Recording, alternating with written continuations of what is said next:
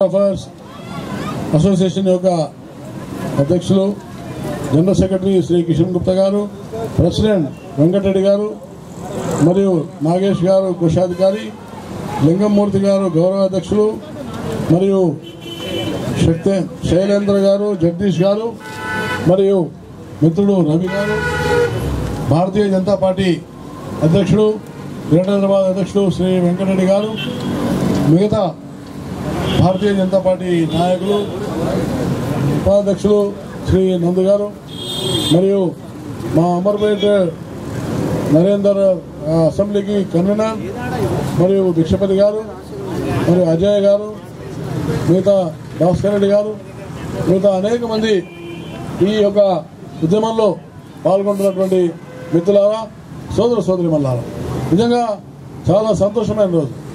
ఎందుకంటే మీరు photographers, videographers నిజంగా ఇవాళ ఏదైనా అవినీతి మీద కానీ, ఏదైనా ఉద్యమంలో కానీ ఏవైనా విషయాలు ఎవరు ఏం చెప్పినా అర్థంగా కనబడే విధంగా చిత్రీకరించే వాళ్ళు ఫోటోగ్రాఫర్లు, వీడియోగ్రాఫర్లని నేను మీకు సభాముఖంగా మనం చేస్తాను. ఎవరైనా తప్పించుకోవచ్చు. నాకు బాగా గుర్తున్నది ఎక్కడంటే మన యొక్క ఇంగ్లాండ్లో ఉన్నటువంటి ఆమె, ఇంగ్లాండ్ యొక్క ఉన్నటువంటి ఒక ఆమె చెప్తారా, పేరు చెప్తారా? ఒక సంఘటనలో చనిపోయింది, ప్రపంచానికే నివ్వెరపోయే విధంగా చేసింది. ఎవరు తెలుసా? ఎవరైనా చెప్పండి ఒకరు. కాదు, షీ ద క్వీన్, మహారాణి. ఎవరు? Diana, Diana, Charles Diana, Charles Diana. Charles Diana చనిపోయినటువంటి ఉదంతాన్ని ప్రపంచానికి తెలిపింది ఎవరంటే ఒక ఫోటోగ్రాఫర్, ఒక వీడియోగ్రాఫర్ అని నేను మీకు సమాపంగా చేస్తున్నాను. చార్లెస్ డయానా తర్వాత మొత్తము బ్రిటిష్ సామ్రాజ్యం ఒప్పుకున్నారు. ముందు బ్రిటిష్ సామ్రాజ్యం ఒప్పుకోలే. బ్రిటిష్ యొక్క ఉన్నటువంటి పరంపర ఇది, ఈ బ్రిటిష్ యొక్క ఉన్నటువంటి ఇది అది అని చెప్పి చాలా చెప్పాను. కానీ ఆమె చనిపోయిన తర్వాత వాస్తవమైన విషయాలు బయటపడితే చాలా మందికి అద్భుతంగా, అంటే అదేవిధంగా అనేక విషయాల మీద ఇవాళ తెలంగాణ ఉద్యమం కూడా ఎంత ఉధృతంగా ప్రజల్లో కనబడుతుందంటే అది ఫోటోగ్రాఫర్లు, వీడియోగ్రాఫర్ అన్న విషయాన్ని కూడా మర్చిపోవడానికి లేదు. యజమాన్యం ఏమైనా ఉండొచ్చు, యజమాన్యం వాళ్ళకి ఇష్టం ఉన్నా ఇష్టం లేకపోయినా వాళ్ళు రాయాల్సి వస్తున్నారు. ఎందుకు? వాళ్ళ పత్రికలు ఉన్నాయి, వాళ్ళ టీవీలు ఉన్నాయి, వాళ్ళు ఒప్పుకున్నారు. ఇవాళ యజమాన్యం ఏదైనా కావచ్చు,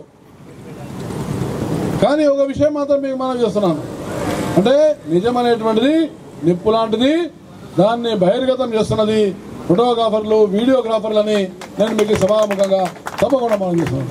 అదేవిధంగా తెలంగాణ ఉద్యమం కూడా నిప్పు లాంటిది, తెలంగాణ ఉద్యమం కూడా నిప్పు లాంటిది. ఎవరైనా నిప్పుతో చెలగాట మాడితే వాళ్లకు తప్పకుండా అది సమాధానం చెప్తుంది. వాళ్ళెవరు కూడా వాళ్ళు ఏమీ తప్పించుకోలేరు. నిజంగా ఆనాడు అనేకమైనటువంటి సంఘటనలు నేను చెప్పగలుగుతాను, తెలంగాణ ఉద్యమంలో చెప్పగలుగుతాం. కానీ మనకు ఇవాళ ఉద్యమం చాలా తీవ్ర దశలో ఉన్నది, ఉద్యమం చాలా తీవ్ర దశలో ఉన్నది. కాబట్టి ఈ ఉద్యమము తప్పకుండా నాకు నమ్మకం ఉన్నది, నాకు తప్పకుండా నమ్మకం ఉన్నది. ఇది ఎవరిని దహనం చేస్తుంది? ఇది నాకు తప్పకుండా నమ్మకం ఉన్నది. రేపు 6వ తేదీ నాడు విజయదశమి జరుగుతుంది. ఆ విజయదశమి రోజున రావణుని యొక్క ఉన్నటువంటి దహనకాండ జరుగుతుంది. కాబట్టి 6వ తేదీ నాడు తెలంగాణ అంతటా 6వ తేదీ నాడు దశగంట రావణుడైనటువంటి కాంగ్రెస్ యొక్క దహనకాండ జరగబోతుందని నేను మీకు సభాముఖంగా తప్పకుండా మనం చేస్తున్నాను. 6వ తేదీ నాడు మనం చేయాల్సిన అవసరం ఉంది. ఇది ప్రోగ్రాం దేశీ ద్వారా జరుగుతున్నది, ఇది ఒక పార్టీ ద్వారా కాదు. దయచేసి మీరు అందరూ గమనించాలి. 6వ తేదీ నాడు రేపు కార్యక్రమం ఉంది. దశగంట రావణ కాంగ్రెస్ ఉన్నటువంటి దానకాండ జరగబోతున్నది. నంబర్ 1. నంబర్ 2 కార్యక్రమం ఉన్నది. మన మిత్రుడు ఇప్పుడే ఇంతకుముందు చెప్పినాడు, వీడియోగ్రాఫర్స్ ఉన్నటువంటి మిత్రుడు వాసుదేవ, ఇప్పుడు ఇంతకుముందు మాట్లాడారు, నీ పేరు శ్రీనివాస్. నిజంగా శ్రీనివాస్ చాలా బాగా చెప్పినాడు. రేపు మళ్ళీ 2వ కార్యక్రమం ఉన్నది. సకల జనుల సమ్మె, దయచేసి ఒక ఉద్యోగస్తుల సమ్మె కాదు. కానీ తప్పకుండా మనం ఇంతకుముందు మన యొక్క వేద్ కుమార్ గారు చెప్పినటువంటి 2 అంశాలు పెడుతున్నాయో చాలా ప్రధానమైనవి. 1 ఏపీఎస్ఆర్టీసీ, 2 సింగరేణి కార్మికులు. ఈ 2 చాలా ప్రధానమైనటువంటి అంగాలు. వాళ్ళు నిజంగా త్యాగం చేసి వాళ్ళు మా జీతాలు వద్దు, మాకేమొద్దు, మేము ఈ ఉద్యమంలో సమ్మె ఇస్తున్నామని ఉపాధ్యాయులు, లెక్చరర్స్, టీచర్స్ వీళ్ళందరూ కూడా ముందుకు వచ్చినారు. వాళ్ళు ఎవరు కూడా ముఖ్యమంత్రికి వెళ్ళి మాకు జీతం ఏమని అడుగుతలేరు, జీతం ఏమని అడుగుతలేరు. వాళ్ళు ఏం అడుగుతున్నారు? మా ప్రమోషన్ అడుగుతలేరు, మా ఇంక్రిమెంట్ అడుగుతలేరు. వాళ్ళు అడిగేది ఒకటి, ఏమిటి?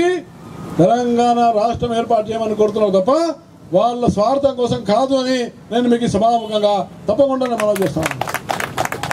కాబట్టి ఇది త్యాగమైన విషయం తప్పకుండా.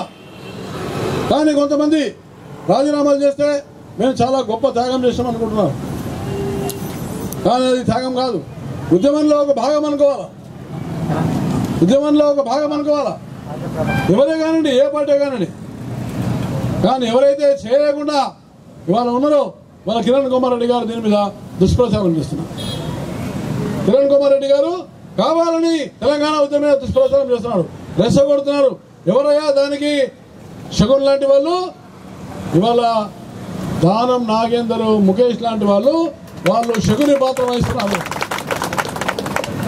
శకుని పాత్ర వహిస్తున్నారు. మనం భయపడాల్సిన అవసరం లేదు. శకుని చూసి మనం భయపడే అవసరం లేదు. పాండవుల శక్తి పాండవులకు ఉన్నది, కౌరవుల శక్తి కౌరవులకు ఉన్నది. నీతి నిజాయితీ ఎక్కడ ఉందో దాన్ని ఎవరు కూడా అణచివేయలేరు. కిరణ్ కుమార్ రెడ్డి గారికి నేను జాగ్రత్త అని చెప్తున్నా. ఇవాళ రైతులకు కరెంట్ రావట్లేదంటే ముసలి కన్నీరు కాలుస్తున్నాడు. ఎవరయ్యా కారణం? నువ్వు కాదా? ముఖ్యమంత్రి సీట్లో కూర్చొని నువ్వు రైతులకు కరెంట్ ఇవ్వకుండా నువ్వు ఇలా అబద్ధ ప్రచారం చేస్తున్నావు. నీకు చేతనైతే శ్రీశైలంలో జనరేషన్ చేయి. శ్రీశైలంలో జలాశయం ఉన్నది, అనేక చోట్ల ఉన్నాయి, జలాశయాలు ఎక్కువ ఉన్నాయి. దాంట్లో నుంచి ఉత్పత్తి చేయడానికి ముఖ్యమంత్రికి మనసు లేదు. కానీ తెలంగాణలో ఉన్నటువంటి ఒక రైతులు పొలాలు ఎండిపోతున్నాయని రెచ్చగొడుతున్నాడు. నీ కేంద్రంలో నీ గవర్నమెంట్ ఉన్నది, చేతనైతే కరెంటు తీసుకురా ఎన్టీపీసీ దగ్గర నుంచి, లేకపోతే గద్దె దిగుమని నేను ముఖ్యమంత్రిని కొడతా ఉన్నాను. నీకు చేత కాకపోతే గద్దె దిగువాలి. చేతగాని ముఖ్యమంత్రిని పెట్టినారు, దద్దమైనటువంటి ముఖ్యమంత్రి అబద్ధాలు ప్రచారం చేస్తున్నాడు. అసలు ఈ ముఖ్యమంత్రికి ముఖ్యమంత్రిగా ఉండేటువంటి నైతిక హక్కు లేదు, నైతిక హక్కు లేదు. ఎందుకు? నువ్వు మైనార్టీ గవర్నమెంట్లో ఉన్నావు. ఇవాళ జూపల్లి కృష్ణారావు రాజీనామా పెట్టాక, కోమటిరెడ్డి వెంకటరెడ్డి రాజీనామా పెట్టాక, రేపు 7వ తేదీ జానారెడ్డి రాజీనామా పెడతాను ఇవాళ వార్తలు వస్తున్నాయి. వీళ్ళందరూ రాజీనామాలు పెడితే కిరణ్ కుమార్ రెడ్డి రోషకు పట్టిన గతి నీకు పట్టబోతుందని నేను మీకు సభాముఖంగా మనం చేస్తున్నాను. రాజ్యాంగ సంక్షోభం రాబోతున్నది, రాజ్యాంగ సంక్షోభం రాబోతున్నది. తెలుగుదేశం పార్టీ నాటకాలు ఆడుతున్నది. తెలుగుదేశం పార్టీ నాటకాలను ఎవరు మరి తెలుగుదేశాన్ని ఎవరు పట్టించుకోవటం లేదు. అసలు చంద్రబాబు నాయుడునే పట్టించుకోకపోతే తెలుగుదేశం ఎవరు పట్టించుకుంటారని నేను మీకు సభాముఖంగా తప్పకుండా మనం చంద్రబాబు నాయుడు పట్టించుకునే లేడు, చంద్రబాబు నాయుడు అడిగిన లేడు. కానీ చంద్రబాబు నాయుడు గారు ఒక మా మిత్రుడు దేశపాండే ఉన్నాడు, అప్పుడప్పుడు చంద్రబాబు నాయుడు పక్కన కూర్చుంటున్నాడు. నాకు అది బాధ ఉన్నది.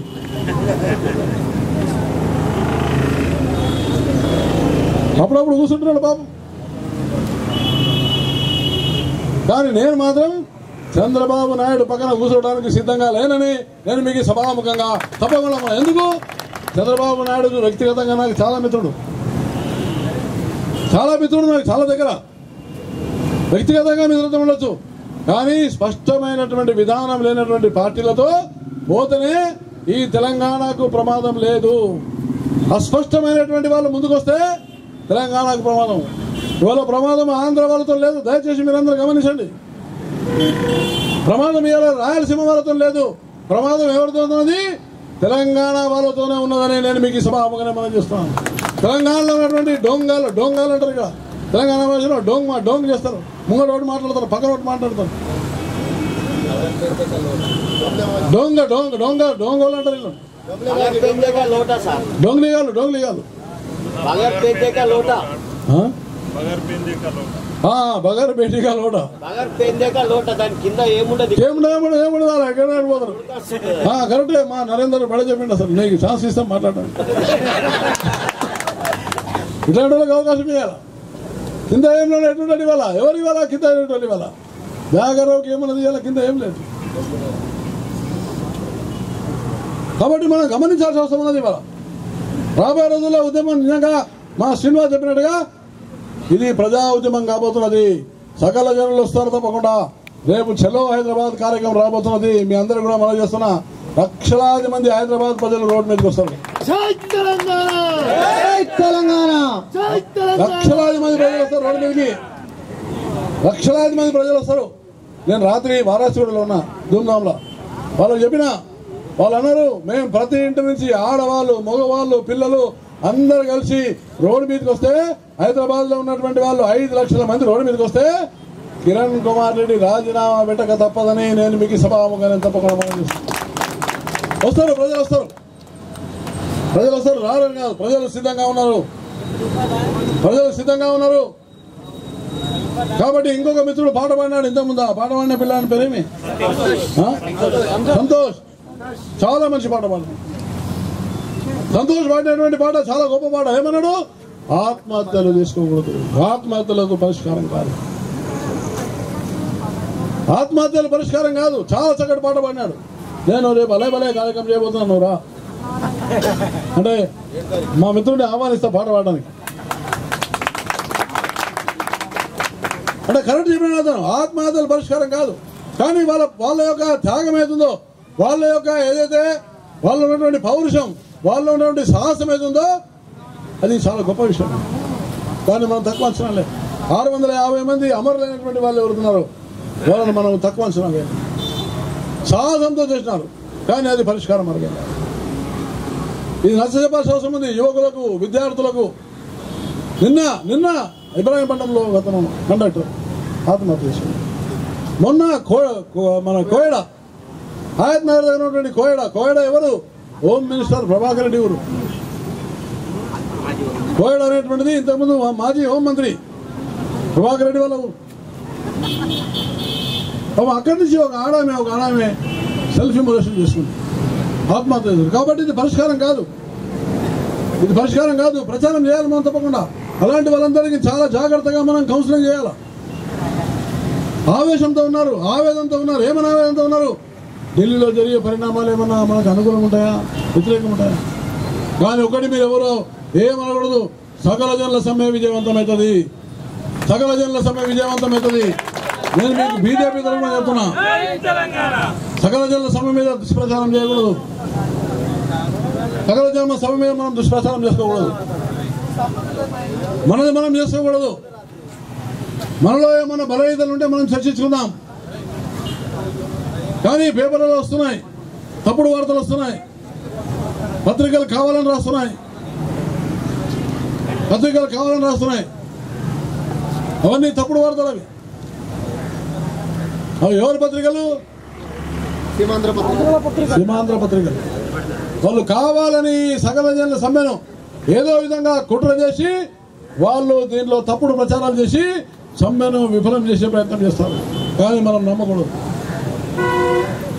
దయచేసి మీకు మనం చేస్తా ఉన్నాం. మళ్ళీ ఒకసారి మనందరం కూడా ఐకమత్యంగా ఉండాలా. ఇంతకుముందు మన యొక్క వేద్ కుమార్ గారు చెప్పినట్టుగా అందరం కూడా ఐకమత్యంగా ఉండాలా. సింగరేణి కార్మికులను కాపాడుకుందాం, ఆర్టీసీ వాళ్ళని కాపాడుకుందాం, ఉద్యోగస్తుల్ని కాపాడుకుందాం, ఉపాధ్యాయుల్ని కాపాడుకుందాం. ఏమైనా కానీ సకల జనుల సమ్మె విజయవంతం కావాల్సిన అవసరం ఉంది. నాకు తప్పగా ఉంది. కేంద్రం మీద ఒక మెడలు ఉంచుదాం. ఆ శక్తి మాకున్నది. కేంద్రం యొక్క మెడలు ఉంచేటువంటి శక్తి మాకున్నది. మేము ఉంచుతాం. ఎప్పుడు ఉంచుతాము? వాళ్ళు తప్పకుండా సమయం వచ్చినప్పుడు ఇంక ఉంచుతాం. రాని మీకు అందరూ తెలుసు మహాభారతం ఏమైంది. మహాభారతం తెలుసు మీ అందరికి కూడా. రామాయణం తెలుసు, రాముడు ఎంత కష్టాలు పడ్డాడు. పడదాం, కష్టాలు పడదాం, కష్టాలకు ఎవరు కూడా చెంగుతలేదు. కానీ దుష్ప్రచారం మన ఆపాల్సిన అవసరం ఉంది. కాబట్టి మీ అందరితో మనం చేస్తున్నా చాలా సంతోషము.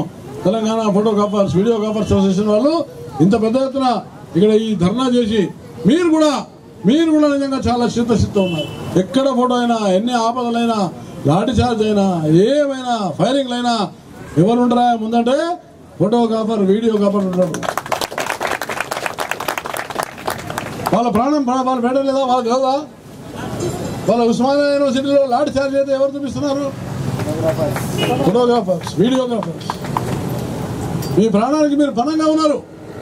కాబట్టి మేము మీకు తప్పకుండా మీరు కూడా ఉద్యమంలో అగ్రభాగాన ఉన్నారన్న విషయాన్ని మేము తప్పకుండా గుర్తిస్తున్నామని నేను మీకు సభాముఖంగా తప్పకుండా మనవి చేస్తూ, మా మిత్రుడు వెంకటరెడ్డి గారు నాకు ఆహ్వానించండి, ఇక్కడ రమ్మని ఆహ్వానించిన సంతోషం. నాకు చెప్పింది ఎప్పుడే సార్ ఇట్లా కార్యక్రమం ఉంది, మీరు రావాలంటే నేను వచ్చినాను. మనకి ఎవరికి ఆహ్వానం అవసరం లేదు, తెలంగాణనే